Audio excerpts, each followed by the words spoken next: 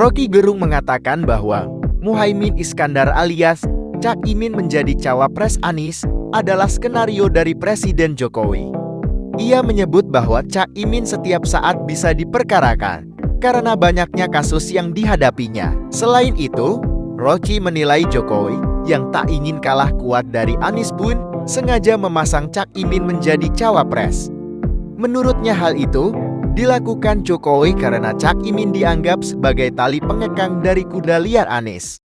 Dan sangat mungkin saya menduga bahwa Anies itu mengambil risiko kendati dia tahu bahwa setiap saat Cak Imin itu bisa diperkarakan.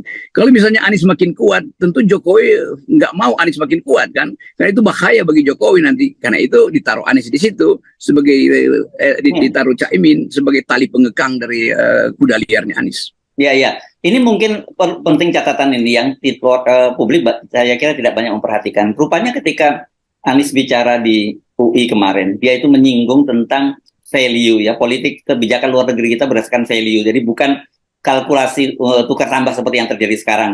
Ya, dan itu ternyata menarik perhatian dari media-media internasional karena di situ Anies menyatakan misalnya katakanlah dalam ketika Rusia menyerang Ukraina gitu.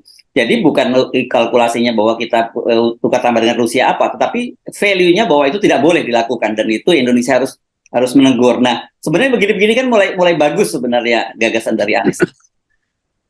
Iya betul. Jadi secara imperatif, secara normatif, Anies paham itu bahwa value first itu. Ya. Tetapi dalam keadaan keterdesakan, Anies lupa bahwa value ternyata tidak berguna tuh sebagai penentu pikiran dia tuh. Karena dia akhirnya mesti tunduk pada tekanan Surya Paloh. Kan semua yang kita tahu hari-hari ini mesti kita asumsikan bahwa apa yang diputuskan oleh Surya Paloh itu hasil pertemuan dia dengan Jokowi berkali-kali dalam 1 bulan ini kan itu intinya kan.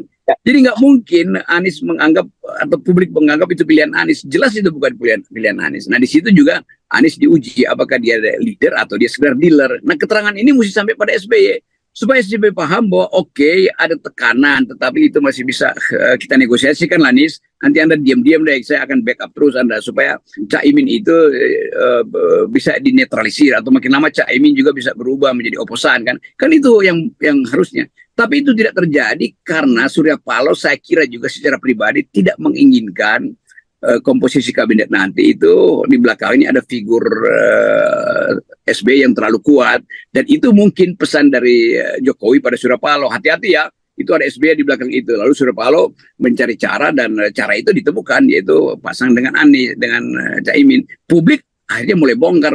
Loh kata Anies nggak boleh berpasangan dengan orang yang punya masalah. Cak Imin punya masalah banyak tuh. Jadi ini sebetulnya bisa diucapkan sebelum deklarasi hari ini pada Pak SBY. Jadi tadi malam mungkin yang lebih tepat supaya Pak SBY ya antara marah dan melihat bahwa dia masih diperlukan sebagai pengatur strategi di dalam koalisi perubahan.